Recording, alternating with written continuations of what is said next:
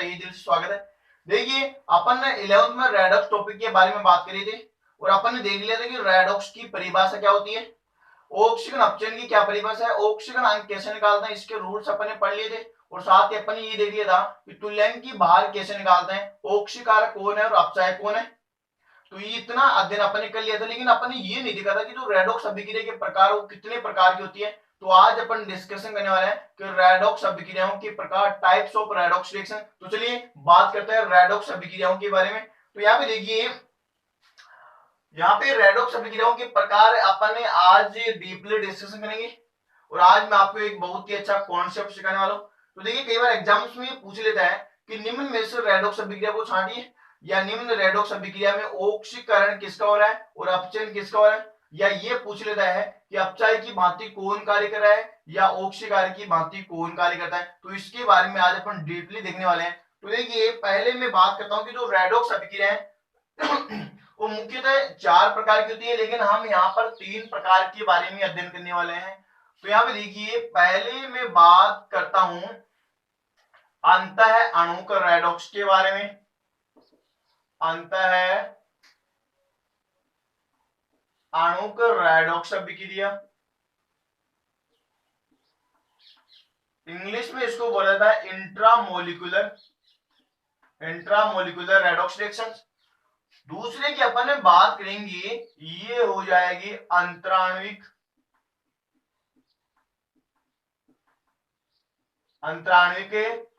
Redox अभिक्रिया, इसको बोला जाता है इंटरमोलिकुलर रेडॉक्स रिएक्शन। और देखिए तीसरी अपन बात करेंगे ये हमारी बहुत इंपॉर्टेंट अभिक्रिया होगी। तो देखिए इसको बोला जाता है विषमीकरण या इसको असमानुपातन डिस्प्रोपोर्शन, या इसको अपन एक और नाम से जानते हैं, किसको एटोमेटिक रेडॉक्स के नाम से, यानी कि स्वतः रेडॉक्स अभिक्रिया के नाम से भी इसको जाना जाता है, स्वतः रेडॉक्स या स्वतः ऑक्सीकरण अपचयन अभिक्रिया भी इसको कहते हैं।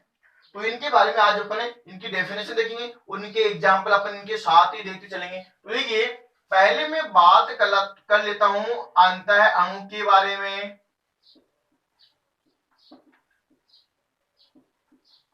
अंतः अणु के रेडॉक्स अभिक्रिया, अंतः अणु रेडॉक्स अभिक्रिया। देखिए इसकी डेफिनेशन अपन कैसे देंगे कि रेडॉक्स का मतलब अपन जानते हैं कि ऐसे रासायनिक अभिक्रिया जिसमें ऑक्सीकरण तथा अपचयन दोनों प्रक्रियाएं साथ साथ संपन्न होती है। अब हमने ये नहीं बोला कि यहाँ पे ऑक्सीकरण अपचयन एक ही यौगिक में होता है या एक से अधिक यौगिक में होता है या एक ही यौगिक के एक ही तत्व में होता है। तो इनके बारे में अपन देखने वाले हैं। तो देखिए अंतः अणु रेडॉक्स अभिक्रिया की परिभाषा मैं यहाँ पे लिखना चाहूंगा कि ऐसी रासायनिक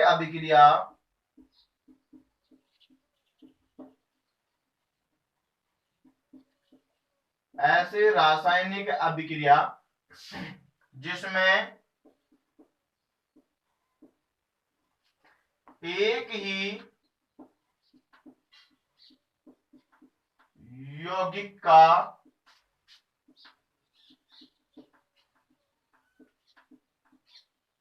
ऑक्सीकरण तथा अपचयन हो, उसको बोला जाता है अंतः अणु के रेडॉक्स अभिक्रिया के नाम से जाना जाता है। अंतः अणु रेडॉक्स अभिक्रिया कहलाती है। तो इसको अपन एग्जाम्पल के माध्यम से समझते हैं, अभिक्रिया कहलाती है। तो यहां पे देखिए इसको अपन एग्जाम्पल के माध्यम समझते हैं कि जो हमारी अंतः अणु की अभिक्रिया है ये एक ही यौगिक में कैसे होती है। तो यहां पे देखिए मैं यहाँ पे पोटेशियम में परक्लोरेट KClO3 को बोलते हैं, इसका मैं जैसे ही तापीय अपघटन यानी कि इसका पायरोलाइसिस कराता हूं, ताप की उपस्थिति में इसका अपघटन होता है, तो ये है टूटता है पोटेशियम क्लोराइड प्लस ऑक्सीजन में ये टूट जाता है। अब देखिएगा यहाँ पे देखिए अपन कोई भी दो तत्व ले लेंगे, उनका अपन देखेंगे ऑक्सीकरण अंक में कितना परिवर्तन हो रहा है, या कितना ऑक्सीजन अंक बढ़ा है या कितना ऑक्सीजन अंक घटा है, यानी कि उनका अपन अंतर देख लेंगे। तो यहाँ पे देखिए पोटेशियम में ये क्षार धातु है, तो इसका तो अपन देखेंगे नहीं। यहाँ पे देखिए पोटेशियम क्षार धातु है, ये तो क्षार धातु है, इसमें तो कोई अंतर नहीं होगा, यानी कि न तो इसका ऑक्सीजन होगा और न ही अपचयन होगा, क्योंकि अपन जानते हैं क्षार धातु के ऊपर हमेशा +1 ऑक्सीकरण अंक पाया जाता है, यानी कि इनका ऑक्सीकरण अंक परिवर्तनशील नहीं होता है। तो अपन किसका देखेंगे, यहाँ पे देखिए क्लोरीन का देखेंगे एक तो, और एक देखेंगे अपन ऑक्सीजन का देखेंगे। तो यहाँ पे देखिए जैसे मैं इसमें बात करूंगा तो यहाँ पे देखिए क्षार धातु एक है और एक क्षार धातु के ऊपर +1 पाया जाता है, हमें तो क्लोरीन का निकालना है, उसके बाद में निकालेंगे ऑक्सीजन का। तो यहाँ पे देखिए क्लोरीन इसका निकालना तो उसको अपन X मानेंगे। ऑक्सीजन परमाणु की संख्या कितनी है, 3 है, और एक ऑक्सीजन के ऊपर यहाँ पे अपन बात कर लेते हैं -2 = 0। तो यहाँ पे इसके ऊपर कितना आएगा, X = +5 क्लोरीन का ऑक्सीकरण अंक हमारे पास आ चुका है। अब आप यहाँ से आसानी से बता सकते हैं कि एक ऑक्सीजन के ऊपर कितना आवेश है, अपने कितना लिखा है, -2 लिखे हैं। तो मैं यहाँ पे लिख देता हूं कि इस ऑक्सीजन के ऊपर, यहाँ पे देखिए इस ऑक्सीजन के ऊपर मैं लिख देता हूं -2 आ रहे हैं। अब देखिए अपन इस साइड में क्लोरीन का देखेंगे, यहाँ पे देखिए इस साइड में क्लोरीन का कितना होगा कि 7 था, तो इसके ऊपर +1 होगा, तो इसके ऊपर -1 होगा। यहाँ पर निकाल के देख लेंगे, कैसे निकालेंगे, देखिए पोटेशियम 1 है, यानी 7 था, तो एक 7 धातु के ऊपर +1 होता है, इसको क्लोरीन को अपन X मानते हैं =0। तो यहाँ पे X = कितना आ गया, -1 आ गया, वही हमारे पास -1 है, ऑक्सीकरण अंक आ चुका है। ये आप सीधा भी निकाल सकते हैं। सीधा कैसे निकालेंगे कि 7 धातु के ऊपर +1 होगा, तो इसके ऊपर -1 होगा। अब देखिए मैंने ये बोला था कि यदि समान प्रकार के परमाणु आ जाए, इस प्रकार के परमाणु आपको दिए जाए, H2 बोल दीजिए, Cl2 बोल दीजिए, सोडियम बोल दीजिए, या मैग्नीशियम, या अपन ऑक्सीजन मान सकते हैं, एल्यूमिनियम मान सकते हैं। तो देखिए समान प्रकार के परमाणु होंगे या सिंगल परमाणु होगा, तो उनका ऑक्सीकरण अंक अपन कितना मानते हैं, उनका अपन मानेंगे 0 मानेंगे। कितना, यहाँ पे मैं लिखता हूं 0। तो आप देख सकते हैं यहाँ पे ऑक्सीजन है, यानी कि दोनों ऑक्सीजन समान प्रकार के परमाणु है, तो इसका मैं ऑक्सीकरण अंक यहाँ पे कितना मानूंगा, इनका मैं मानूंगा 0। अब देखिए अपन इनकी तुलना करते हैं। तुलना कैसे करेंगे कि इसके ऑक्सीकरण अंक में कितना परिवर्तन हो रहा है। तो यहाँ पे देखिए अपन ये क्लोरीन का है और ये भी देखिए ये क्लोरीन का है, तो क्लोरीन से अपन क्लोरीन की तुलना करेंगे और ऑक्सीजन से अपन ऑक्सीजन की तुलना करेंगे। तो यहाँ पे आप देख सकते हैं कि ये पहले ऑक्सीजन का -2 था, तो आप देखिए ये -2 से किस में गया है, यहाँ पे 0 में गया है। तो आप देख सकते हैं -2 से 0 में जा रहा है, इसका मतलब क्या हो रहा है कि पॉजिटिव चार्ज में वृद्धि हो रही है, या अपन इसको ये भी बोल सकते हैं कि नेगेटिव चार्ज में कमी हो रही है। और पॉजिटिव चार्ज में वृद्धि या नेगेटिव चार्ज में कमी, यह कहलाता है ऑक्सीकरण। क्या कहलाएगा बच्चों, यह ऑक्सीडेशन प्रक्रम कहलाता है। क्योंकि अपन ने पीछे पढ़ा था कि इलेक्ट्रॉन को त्यागना या धनावेश में वृद्धि या ऋणावेश में कमी ऑक्सीकरण कहलाता है। अब देखिए अपन अपचयन के बारे में देखते हैं। तो ये देखिए क्लोरीन का यहाँ पे +5 है, और यहाँ पे देखिए क्लोरीन की मैं बात कर लेता हूं, तो यहाँ पे क्लोरीन का -1 है, तो यानी कि +5 से -1 में गया है, इसका मतलब है नेगेटिव चार्ज में वृद्धि हुई है। और या अपन इसको ये भी बोल सकते हैं कि पॉजिटिव चार्ज में कमी हुई है। और नेगेटिव चार्ज में वृद्धि होना, इसका मतलब इसने इलेक्ट्रॉन ग्रहण किए हैं, और इलेक्ट्रॉन ग्रहण करने का मतलब क्या होता है, अपचयन होता है। तो मैं यहाँ पे बात कर लेता हूं कि इसका अपचयन हो रहा है। अब देखिए अपचयन और ऑक्सीकरण तो इस अभिक्रिया में हो रहे हैं, इसका मतलब ये रेडॉक्स अभिक्रिया तो है, लेकिन हमें ये देखना है क्या ये अंतः अणु का है क्या। अंतः अणु का मतलब क्या है कि एक ही यौगिक में, तो आप देख सकते हैं ये पोटेशियम परक्लोरेट यानी कि KClO3, ये देखिए एक ही यौगिक है, और एक ही यौगिक में दोनों प्रक्रम अपचयन और ऑक्सीकरण दोनों प्रक्रम संपन्न हो रहे हैं। यहाँ पे आप देख सकते हैं ये एक ही यौगिक है और एक ही यौगिक में होगा, इसका मतलब ये अंतः अणु का अभिक्रिया का उदाहरण है। तो अपन इसको आसानी से यहाँ पर समझ चुके हैं। अब देखिएगा दूसरी अभिक्रिया के बारे में अपन बात कर लेते हैं, और दूसरी अभिक्रिया हमारी हो जाएगी अंतराणिक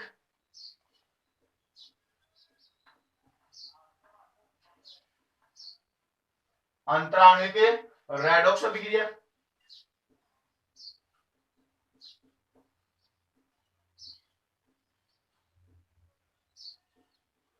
तो तो इसकी अपन परिभाषा देखते हैं कि अंतरा आणविक रेडॉक्स अभिक्रिया की क्या परिभाषा है। तो यहाँ पे देखिए मैं बात करना चाहूंगा कि ऐसी रासायनिक अभिक्रिया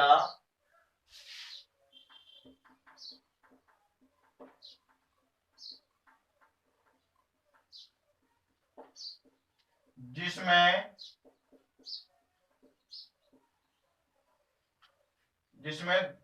भिन्न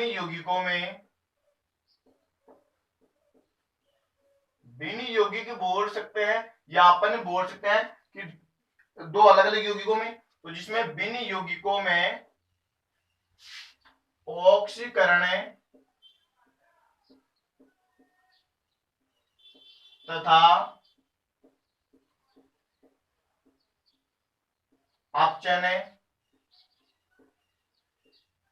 संपन्न होता है, उसे अपन अंतरा आणविक रेडॉक्स अभिक्रिया के नाम से, मैं यहां पे लिखता हूं कि जिसको अंतरा आणविक रेडॉक्स अभिक्रिया के नाम से जाना जाता है, अंतरा आणविक रेडॉक्स अभिक्रिया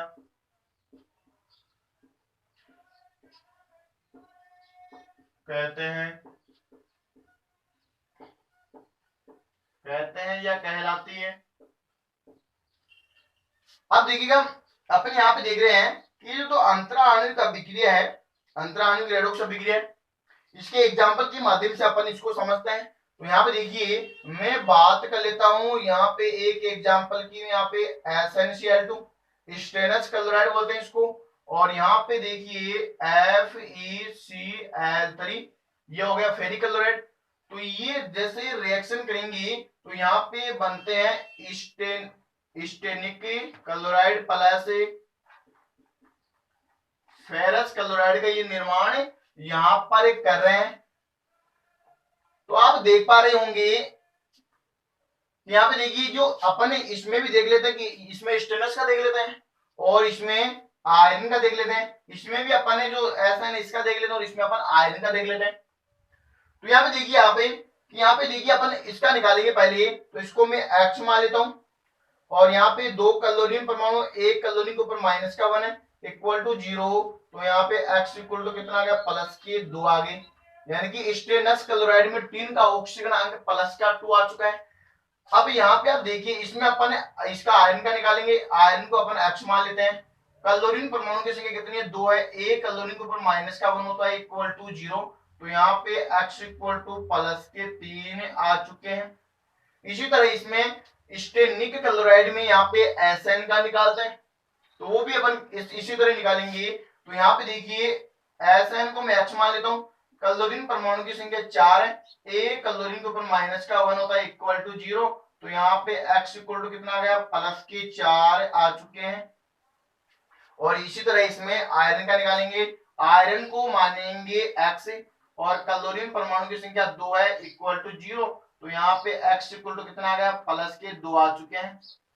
अब अपन इसकी तुलना करेंगे कि यहाँ पे जो इस साइड में अपन SN का देखेंगे तो इस साइड में भी अपन SN का ही देखेंगे, यानी कि समान से समान की तुलना होगी, और इस साइड में अपन Fe का देख रहे हैं तो इसी साइड में भी अपन Fe का ही देखेंगे, यानी कि जितने ऑक्सीकरण अंक में जो कमी या वृद्धि हो रही है, यानी कि दोनों का अंतर अपन देखने वाले हैं। यदि अंतर यहाँ पे देखिए मैं बात कर रहा हूं SN में, तो ये देखिए SN प्लस 2 से किस में जा रहा है, ये जा रहा है प्लस 4 में जा रहा है, यानी कि यहाँ पे पॉजिटिव चार्ज में अपन बोल सकते हैं पॉजिटिव चार्ज में वृद्धि हुई है, या अपन बोल सकते हैं कि नेगेटिव चार्ज में कमी हुई है।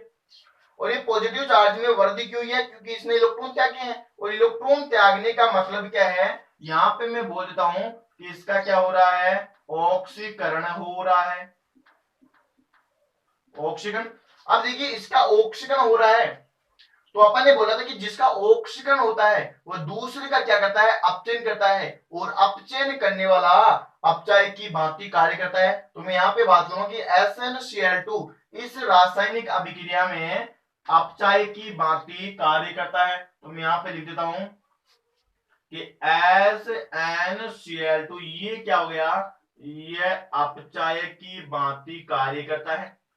अब देखिएगा यहाँ पे अपन इसका देखते हैं कि आयरन में क्या हो रहा है, तो देखिए आयरन प्लस 3 से प्लस 2 में जा रहा है, यानी कि +3 ऑक्सीजन अंक से +2 ऑक्सीजन अंक में जा रहा है, यानी कि ऑक्सीजन अंक में कमी हो रही है। ऑक्सीजन अंक में कमी को मैं यहाँ पे बोल देता हूँ कि नेगेटिव चार्ज में क्या हो रही है, सॉरी नेगेटिव चार्ज में तो वृद्धि होती है, और पॉजिटिव चार्ज की अपन बात करिए, पॉजिटिव चार्ज में यहाँ पे कमी हो रही है।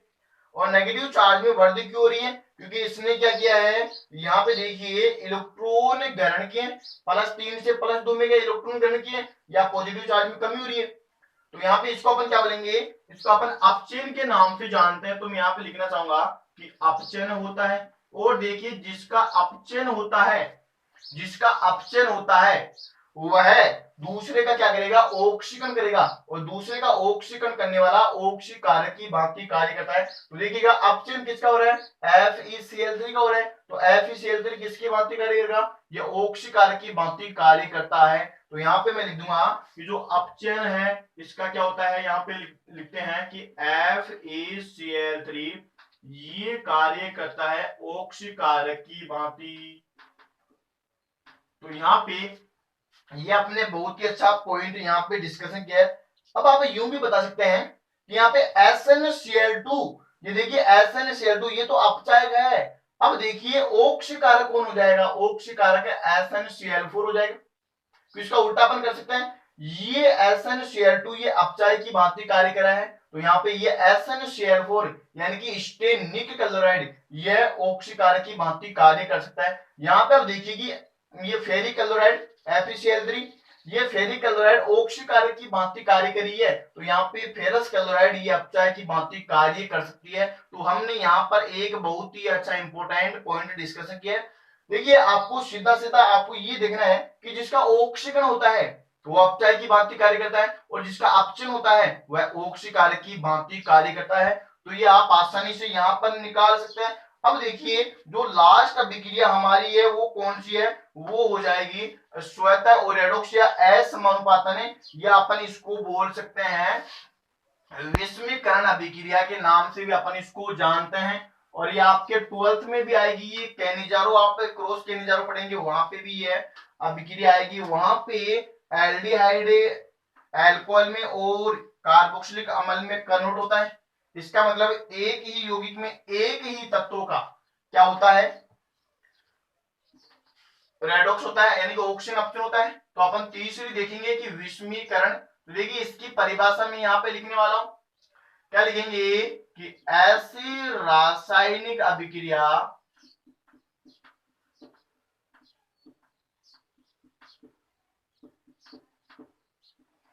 जिसमें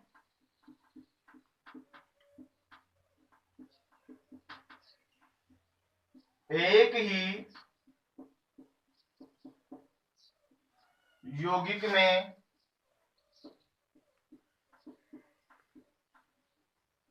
एक ही तत्वों का, एक ही परमाणु का, एक ही परमाणु का, या अपन तत्व भी बोल सकते हैं, ऑक्सीकरण तथा अपचयन होता है, अपचयन होता है।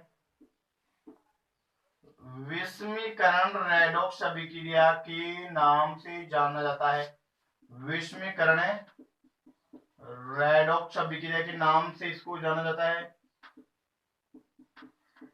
तो ये देखिए ये रिएक्शन अपन ने देखिए। अब आप यहाँ पे देखिए इसमें देखिए कि अब क्या हो रहा है कि एक ही तो यौगिक है और उस यौगिक में एक ही परमाणु एक ही तत्व होता है।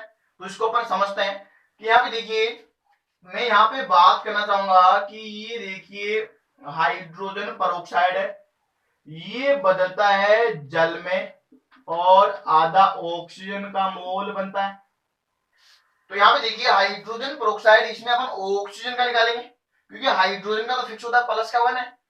हाइड्रोजन का चेंज कब होगा वो आप देख लीजिए, क्षार धातु के साथ आ जाए, ये सारी मर्द धातु के साथ आ जाए तो ही हाइड्रोजन का अपन -1 मानेंगे, वरना 99% केसेज में अपने हाइड्रोजन का +1 ऑक्सीकरण अंक मानते हैं। तो देखिए हाइड्रोजन का तो इसमें चेंज होगा नहीं, इस साइड में हाइड्रोजन का +1 होगा और इस साइड में हाइड्रोजन का +1 होगा।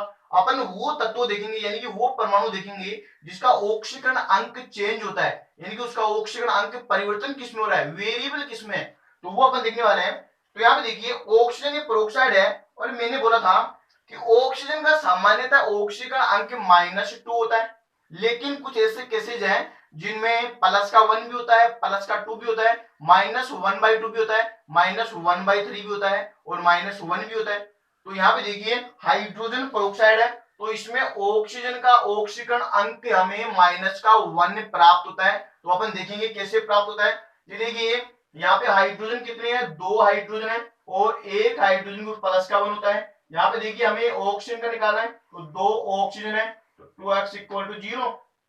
तो इसको अपन जैसे सोल्व करेंगे तो यहाँ पे -1 हमें प्राप्त होता है। इसमें देख लीजिए हाँ इसमें ये देखिए जल है, इसमें ऑक्सीजन का ऑक्सीकरण अंक चेंज नहीं होता है। चेंज कब होगा, या तो पेरोक्साइड आ जाए या सुपर ऑक्साइड आ जाए या अपन बोल सकते हैं ओजोनाइड आ जाए या ऑक्सीजन डाइफ्लोराइड आ जाए या डाइऑक्सीजन डाइफ्लोराइड आ जाए। तो इनमें ऑक्सीजन का चेंज हो जाएगा, वरना वरना सभी केसेज में ऑक्सीजन का अपन -2 मानेंगे। तो इसमें देखिए अपन निकाल लेते हैं, ऑक्सीजन का निकालेंगे तो यहाँ पे देखिए हाइड्रोजन परमाणु कितने, 2 हैं। एक हाइड्रोजन के ऊपर +1 होता है, हमें जिसका निकालना तो उसको अपन x मानते हैं, इसके ऊपर कोई भी आवेश नहीं है तो अपन 0 कर दिया है। तो यहाँ पे देखिए x = कितना आ गया, -2 आ चुके हैं। अब यदि यहाँ पे देखिए समान प्रकार के परमाणु दोनों ऑक्सीजन है, तो यदि समान प्रकार के परमाणु होंगे तो उनका ऑक्सीकरण अंक अपन कितना मानेंगे, उनका अपन 0 मानते हैं, मैंने पिछले वाले लेक्चर में बताया। अब अपन देखते हैं, तुलना करते हैं। देखिए यहाँ पे माइनस ऑक्सीजन, यहाँ पे ऑक्सीजन में दिख रहे हैं तो देखिए -1 से किस में गया है, ये -2 में गया है। इसका मतलब यहाँ पे देखिए -1 से -2 में गया है तो नेगेटिव चार्ज में क्या हो रही है, वृद्धि होती है और पॉजिटिव चार्ज में क्या हो रही है, कमी हो रही है। नेगेटिव चार्ज में वृद्धि और पॉजिटिव चार्ज में कमी का मतलब क्या है, यहाँ पे देखिए इसने कुछ ना कुछ इलेक्ट्रॉन ग्रहण किए हैं और इलेक्ट्रॉन ग्रहण करता है, इसका मतलब क्या हो रहा है, अपचयन प्रक्रिया कहलाती है। तो ये आप समझ चुके हैं और देखिए इसका अपचयन हो रहा है तो ये ऑक्सीकार की भांति भी कार्य कर सकता है। अब यहाँ पे देखिए अब अपन इस ऑक्सीजन और इसकी तुलना करते हैं तो देखिए इसमें देखिए किस में जा रहा है, ये -1 से 0 में जा रहा है। तो -1 से 0 में जाने का मतलब है कि पॉजिटिव चार्ज में वृद्धि हो रही है, या अपन यूं भी बोल सकते हैं कि नेगेटिव चार्ज में कमी हो रही है और पॉजिटिव चार्ज में वृद्धि हो रही है। इसका मतलब इसने इलेक्ट्रॉन त्यागे हैं और इलेक्ट्रॉन त्यागने का मतलब क्या है बच्चों, ऑक्सीकरण प्रक्रिया हो रही है। तो मैं यहाँ पे लिखना चाहूंगा कि ये ऑक्सीकरण की प्रक्रिया इसमें संभव होती है। तो हमने ये तो पता चल चुका है इस अभिक्रिया से कि ऑक्सीकरण और अपचयन तो हो रहा है, इसका मतलब रेडॉक्स अभिक्रिया तो है। हमें देखना क्या है, हमें देखना यह है क्या ये अंतःअणु है या अंतराणु है या विषमानुपातन अभिक्रिया है। तो देखेंगे कि यहाँ पे देखिए विषमीकरण का क्या अपन परिभाषा देखिए कि ऐसी रासायनिक अभिक्रिया जिसमें एक ही यौगिक में एक ही परमाणु का ऑक्सीकरण तथा अपचयन दोनों प्रक्रियाएं साथ साथ संपन्न होती है। तो यहाँ पे आप देख सकते हैं कि देखिए एक ही यौगिक है और एक ही परमाणु है। परमाणु यहाँ पे देखिए ऑक्सीजन है, यहाँ पे भी अपन ऑक्सीजन का देख रहे हैं और इस साइड में भी अपन ऑक्सीजन का देख रहे हैं, यानी कि डिफरेंट परमाणु का अपन यहाँ पे तुलना नहीं कर रहे हैं, अपन केवल और केवल ऑक्सीजन का देख रहे हैं। तो यहाँ पे देखिए एक ही परमाणु हुआ कि नहीं हुआ और यहाँ पे देखिए यौगिक एक ही है हाइड्रोजन पेरोक्साइड। तो ये आप आसानी से समझ चुके हैं। अब अपन इसके और भी क्वेश्चन देखते हैं कि इसमें और किस प्रकार के क्वेश्चन इसमें बनने वाला है, एग्जाम में किस प्रकार के क्वेश्चन इसमें पुटअप होते हैं और किस प्रकार के क्वेश्चन पुटअप होंगे, तो उनका अध्ययन अपन यहाँ पे करने वाले हैं। तो देखते रहिएगा, मैं एक बहुत ही जबरदस्त क्वेश्चन आपके साथ लेके आया हूँ। यानी कि यूं मानिए कि उस क्वेश्चन में अपन बहुत सारे अपन ऑप्शन दे सकते हैं या प्रश्न बना सकते हैं। तो देखते रहिए। तो देखिए मैं इसको यहाँ पे आप पोज करके उतार सकते हैं। हाँ देखिएगा,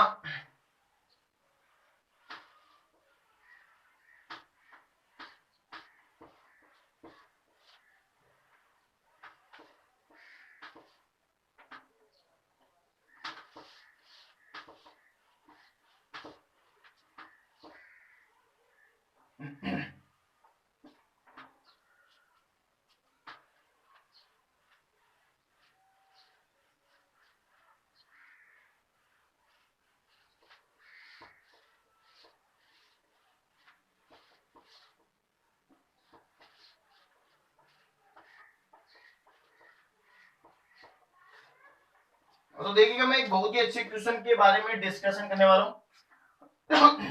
देखिएगा मेरे पास ये क्वेश्चन है पहला, यहाँ पे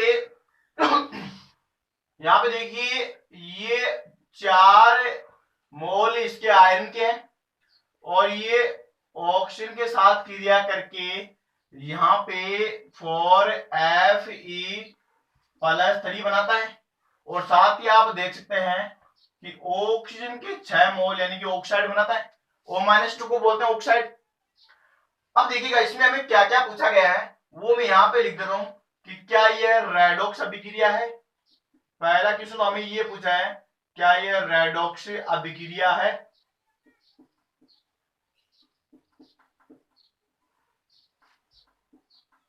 क्या रेडॉक्स अभिक्रिया है। दूसरा क्वेश्चन देखिएगा, दूसरा क्वेश्चन बहुत ही अच्छा क्वेश्चन है कि धात्विक आयरन, मेटेलिक आयरन, धात्विक आयरन का मतलब है यहाँ पे Fe के बारे में अगला बोल रहा है कि धात्विक आयरन अपचायक है और यहाँ पे देखिए अगला बोला कि Fe+3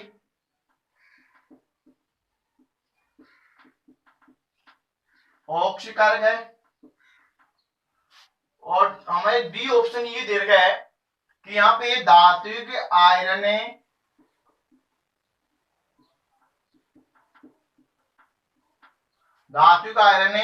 यानी कि Fe+3 में अपचयित होता है।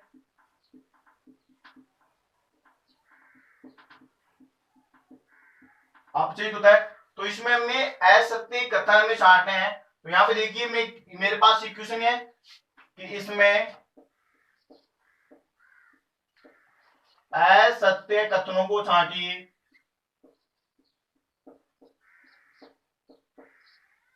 कथनों को छांटिए, इसमें हमें ये क्वेश्चन दिया गया है। तो देखिए अपन देखने वाले इसको। तो पहले मैं एक बार वापस यहाँ पे अभिक्रिया लिखने वाला हूं। तो देखिए अभिक्रिया अपन एक बार वापस लिखेंगे। तो देखिए ये मेरे पास देख सकते हैं आप कि 4F है और ये ऑक्सीजन के साथ क्रिया करता है और ऑक्सीजन के साथ क्रिया करके यहाँ पे ये फेरस यानी कि 4Fe+3 फेरस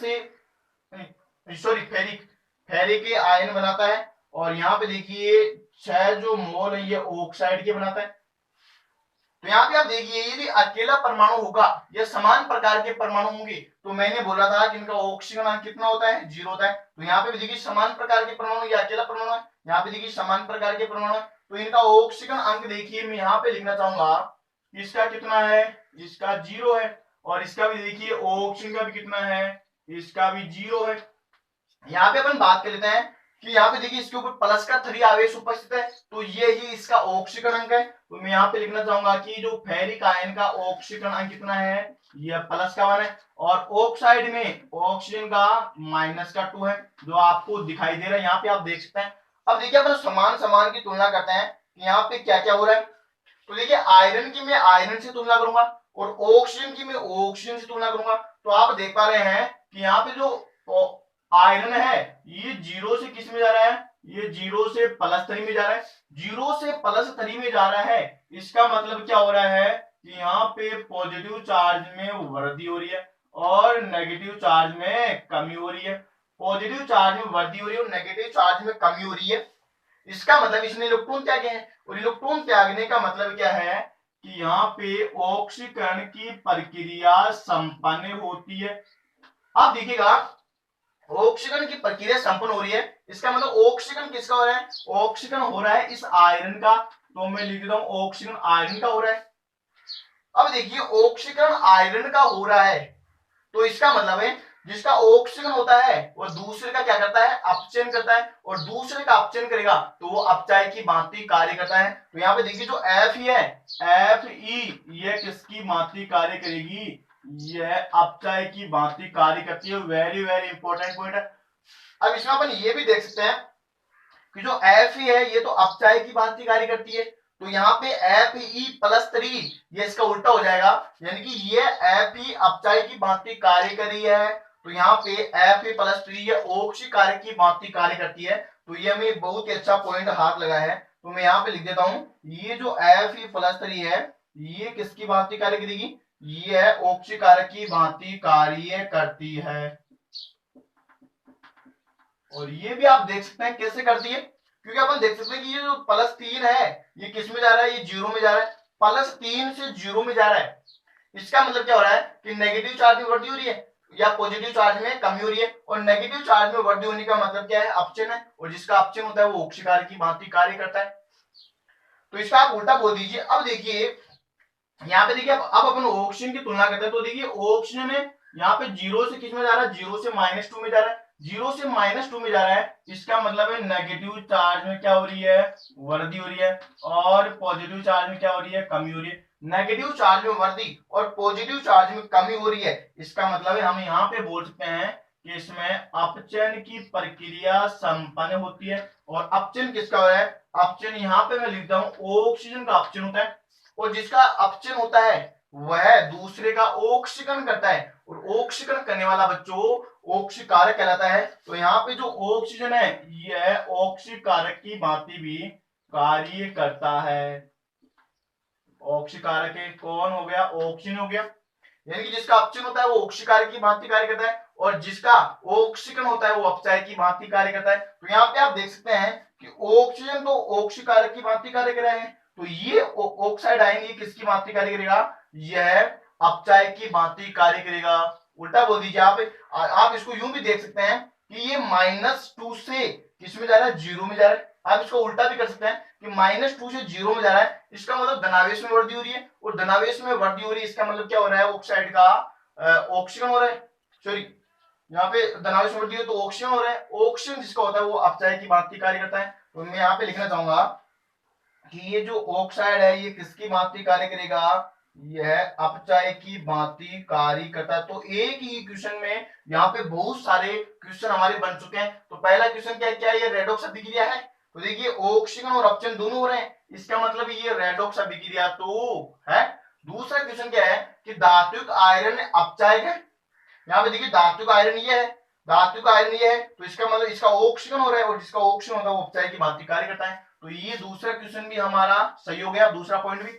अब देखिए Fe+3 ऑक्सीकारक है, हाँ क्योंकि ये आयरन तो क्या है, आयरन तो अपचायक है, तो ये Fe+3 क्या हो जाएगा, ऑक्सीकारक हो जाएगा। तो ये भी देखिए हमारा तीसरा सही है।